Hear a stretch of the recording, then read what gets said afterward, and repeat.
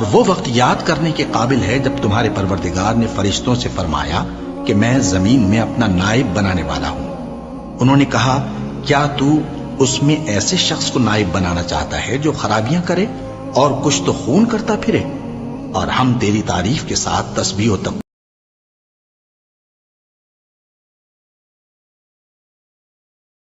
بنانا چاہتا ہے جو خرابیاں کرے اور کچھ تو خون کرتا پھرے؟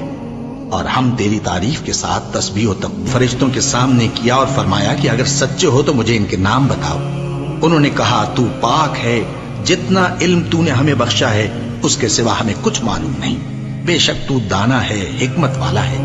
تب اللہ نے آدم کو حکم دیا کہ آدم تم ان کو ان چیزوں کے نام بتاؤ۔ سو جب انہوں نے ان کو ان کے نام بتائے تو فرشتوں سے فرمایا کیا میں نے تم سے نہیں کہا تھا کہ میں آسمانوں اور زمین کی سب پوشیدہ اور جو تم ظاہر کرتے ہو اور جو پوشیدہ کرتے ہو سب مجھ کو معلوم ہے۔ اور جب ہم نے فرشتوں کو حکم دیا کہ آدم کے آگے سجدہ کرو تو وہ سب سجدے میں گر پڑے مگر شیطان نے انکار کیا اور غرور میں آ کر کافر بن گیا۔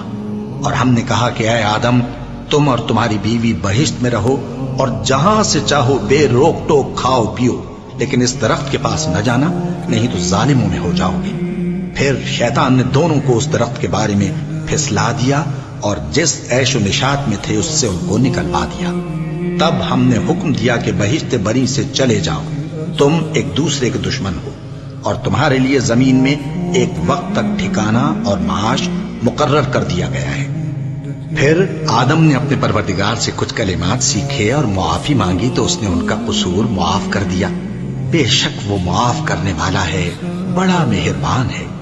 ہم نے فرمایا کہ تم سب یہاں سے اتر جاؤ، جب تمہارے پاس میری طرف سے ہدایت پہنچے تو اس کی پیروی کرنا کہ جنہوں نے میری ہدایت کی پیروی کی ان کو نہ کچھ خوف ہوگا اور نہ وہ غمناک ہوں گے، اور جنہوں نے اس کو قبول نہ کیا اور ہماری آیتوں کو جھٹلایا وہ دوزخ میں جانے والے ہیں اور وہ ہمیشہ اس میں رہیں گے۔